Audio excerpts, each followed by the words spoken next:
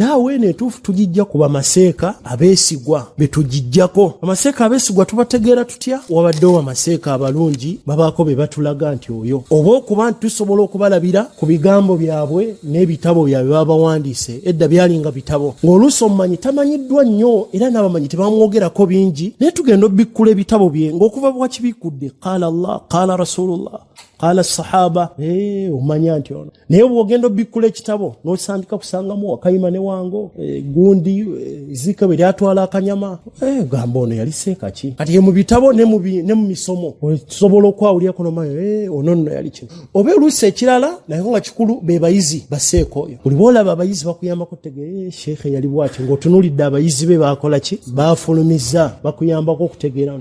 Sheikh al-Islam Ibn Taymiyyah mathalan ne oba tomusomyeko nnyo birawo ne bakulaga abayizi be kikumalira umalisi. Ne bakulaga ba Imam Ibn al-Qayyim rahmatullahi alayhi, al-Imam Ibn Kathir, al-Imam Ibn Abdul Hadi na hadithi, ne bakulaga al-Hafiz al-Dhahabi Muhammad bin Uthman al-Dhahabi.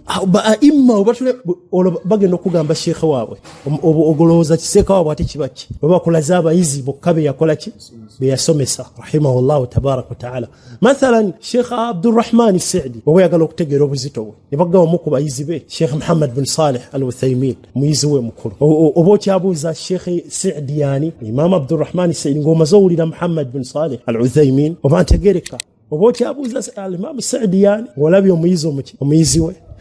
Wahakadha kati kino nakyo kikulu nti ilmu okutunuulira bamaseeka boogenda ogikola ki jijjako n'omanya nti Sheikh Muqbil Sheikh we Yamani ne bakulaga ku bayizi be wadde Sheikh Muqbil tomusinkanyeko tomulabyeko naye ne bakulaga bulazi ku bayizi be nti Sheikh Abdurrahmani Sheikh Abdallah ne bakulaga bulazi ku ki ku bayizi be okakasa Sheikh kiyakola ki kiyali rahimahullahu tabaraka wa taala.